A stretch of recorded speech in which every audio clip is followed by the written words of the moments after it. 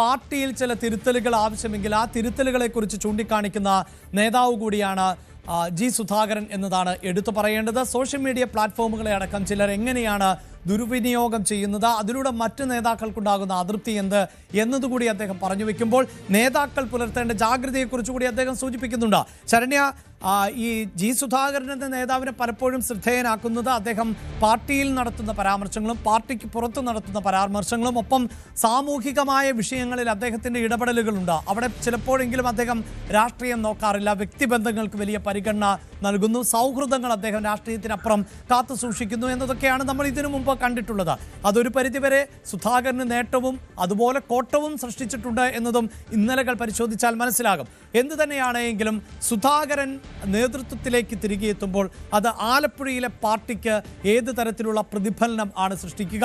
വിഷയങ്ങളിലുള്ള സുധാകരന്റെ നിരീക്ഷണങ്ങളും പ്രതികരണങ്ങളും അതാർക്കും മൂടിവെക്കാനോ അല്ലെങ്കിൽ അദ്ദേഹത്തിന്റെ വായടപ്പിക്കാനോ സാധിക്കില്ല എന്നുകൂടിയല്ലേ മനസ്സിലാക്കേണ്ടത്?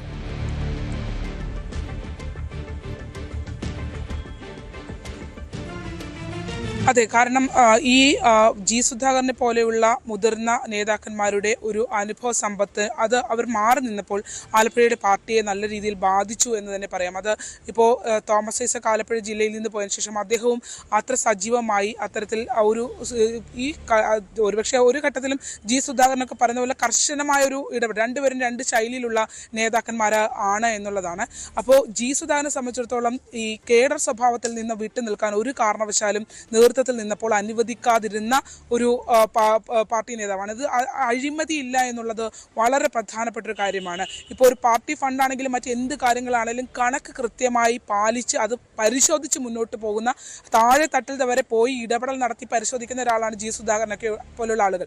പക്ഷേ നമ്മൾ ഇപ്പോഴത്തെ ഒരു ആലപ്പുഴയിലെ പാർട്ടി സംവിധാനം നോക്കുകയാണെങ്കിൽ BJPയുടെ ഒരു വളർച്ച വലിയ തോതിലാണ് എന്ന് തന്നെ പറയാതിരിക്കാൻ കഴിയില്ല. കാരണം നേരത്തെ സൂചിപ്പിച്ച ചെങ്ങന്നൂർ ഒരു വലതുപക്ഷ സ്വഭാവമുള്ള മണ്ഡലമാണെന്ന് പറയുമ്പോഴും അവിടെ 5 പഞ്ചായത്തുകളിലൊക്കെ BJP ഭരണത്തിലേക്ക് വരുന്നൊരു സാഹചര്യം ഉണ്ടാകുന്നു. കായംകുളത്തേക്ക് പോകുകയാണെങ്കിൽ പാർലമെന്റ് തെരഞ്ഞെടുപ്പിൽ വലിയ മുന്നേറ്റം അവരുണ്ടാകുന്നു. അമ്പലപ്പുഴയുടെ തീരമേഖലകൾ, ഹരിപ്പാട് അടക്കമുള്ള ആലപ്പുഴ അടക്കമുള്ള തീരമേഖലകളിലേക്ക് വലിയ തോതിലുള്ള വ്യാപനം, വോട്ടുകൾ അവർക്ക് കേന്ദ്രീകരിക്കാൻ കഴിയുന്നു. അപ്പോൾ അത്തരം ഒരു മാറ്റങ്ങളിലേക്ക് പോകുന്നത് എന്ന് പറയുന്നത് നിലവിലുള്ള ഇപ്പോൾ ആലപ്പുഴയിലെ പാർട്ടി എന്ന് പറയുന്നത് ജനപ്രതിനിധികളെ കേന്ദ്രീകരിച്ച് വട്ടം ചുറ്റുന്ന ഒരു പാർട്ടി എന്നുള്ള രീതിയിലേക്ക് അത് മാറുന്നു. അത് ഡയറക്റ്റ് ഒരു പാർട്ടി സംവിധാനത്തിനകത്തേക്ക് പോകുന്നില്ല. ഇപ്പോൾ നമുക്ക് ഒരു CPMന്റെ ഒരു സംഘടനാ രീതി പരിശോധിക്കുകയാണെങ്കിൽ ആദ്യഘട്ടത്തിൽ ബ്രാഞ്ച് തലത്തിലുള്ള ഇടപെടൽ നടത്തുന്നു. ഒരു വിഷയവുമായി ഒരാൾ സമീപിച്ചാൽ ബ്രാഞ്ച് തലത്തിലുള്ള ഇടപെടൽ വരുന്നു, അത് ലോക്കൽ കമ്മിറ്റിയിലേക്ക് പോകുന്നു, ഏരിയ കമ്മിറ്റിയിലേക്ക് പോകുന്നു, മോളിൽ നിന്നൊരു ഡിസിഷൻ വരുന്നു. അപ്പോൾ ഇത്രയും തട്ടുകളിലൂടെയാണ്, സംഘടനാ സംവിധാനത്തിലൂടെയാണ് ഇത് കടന്നു പോയിട്ടുണ്ടെങ്കിൽ ഇപ്പോൾ അങ്ങനെയല്ല. നിലവിലത്തെ ജനപ്രതിനിധികൾ ഡയറക്റ്റ് ഇൻവോൾവ്മെന്റ് നടത്തി പാർട്ടി സംവിധാനത്തിന്റെ ഒരു സിസ്റ്റത്തിൽ നിന്ന് മാറി നിൽക്കുന്നു എന്നുള്ളത് വളരെയധികം യാഥാർത്ഥ്യമാണ്. ഒരു പലയിടങ്ങളിലും അത്തരം മോണിറ്ററിംഗ് ഇല്ലാതാവുന്നു എന്നുള്ളത്, ആ ഒരു സ്കൂട്ടറിന് നടത്തിയല്ല കാര്യങ്ങൾ മുന്നോട്ട് പോകുന്നത് എന്നുള്ളതാണ്. അപ്പോൾ ആ രീതിയിൽ ഇഷ്ടത്തിനൊത്തുള്ള പ്രവർത്തനങ്ങൾ പലരുടെയും ഭാഗത്തു നിന്ന് വരുമ്പോൾ അത് പല രീതിയിൽ സാധാരണ ജനങ്ങളെ ബാധിക്കുന്നുണ്ട്. ഇപ്പോൾ തോമസ് ഐസക് ആലപ്പുഴ ജില്ലയിൽ ഭവന സന്ദർശനം നടത്തിയപ്പോൾ അദ്ദേഹം ഏറ്റവും കൂടുതൽ ഇന്ററാക്ട് ചെയ്തത് താഴെ തട്ടിലുള്ള ആളുകളുടെ പ്രവർത്തനങ്ങളിൽ നിങ്ങൾക്ക് എന്തെങ്കിലും അതൃപ്തിയുണ്ടോ, ആ അതൃപ്തിയുള്ളവരുടെ പ്രശ്നങ്ങൾ എന്താണെന്ന് ഡയറക്റ്റ് ചോദിച്ചുള്ള ഒരു ഭവന സന്ദർശനമായിരുന്നു. അപ്പോൾ അങ്ങനെ ഉള്ള ഒരു സിസ്റ്റത്തിൽ വലിയ പാളിച്ച വന്നിട്ടുണ്ട്. മറ്റൊന്നും ചെറു ധ്രുവങ്ങളായി ഒരു ഒറ്റക്കെട്ടായി കാര്യങ്ങൾ നിയന്ത്രിച്ചു പോകുന്ന രീതി ആലപ്പുഴയിൽ പോയി എന്നുള്ളത് കഴിഞ്ഞ 5 വർഷം കൊണ്ട് നമുക്ക് മനസ്സിലാക്കാൻ കഴിയുന്നതാണ്. ഇപ്പോൾ സജി ചെറിയാനാണെങ്കിൽ സജി ചെറിയാനെ കേന്ദ്രീകരിച്ച ഒരു വിഭാഗം, H സലാമിനെ കേന്ദ്രീകരിച്ച് മറ്റൊരു വിഭാഗം, PP ചിത്തരഞ്ജനെ കേന്ദ്രീകരിച്ച മറ്റൊരു വിഭാഗം, അങ്ങനെ ഓരോ പ്രാദേശികമായി ഒരു രീതിയിൽ പല ഗ്രൂപ്പുകളായി, ചെറു ഗ്രൂപ്പുകളായി ആലപ്പുഴയിലെ പാർട്ടി നിൽക്കുകയാണ്. അതിനെ ഒറ്റക്കെട്ടായി നിയന്ത്രിച്ചു പോകുന്ന ഒരു കേഡർ സ്വഭാവത്തിന്റെ ഒരു മേൽ കമ്മിറ്റി, ഇപ്പോൾ ജില്ലാ സെക്രട്ടറിക്ക് പോലും അത്തരം ഒരു ഇടപെടൽ നടത്താൻ കഴിയുന്നില്ല എന്നുള്ളത് വളരെയധികം വലിയ യാഥാർത്ഥ്യമാണ്.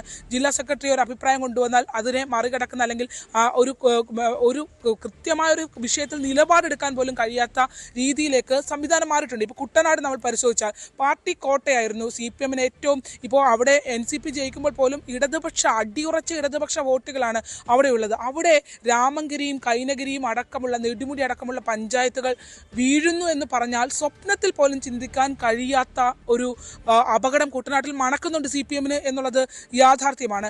അവിടെ ഇപ്പോൾ ഈ കഴിഞ്ഞ 2 ടേമുകളായി സമ്മേളന കാലയളവിൽ ഉണ്ടായ പ്രശ്നങ്ങൾ പരിഹരിക്കാൻ ഈ നേതൃത്വങ്ങൾക്ക് ആർക്കും കഴിഞ്ഞില്ല എന്നുള്ളത് യാഥാർത്ഥ്യമാണ്.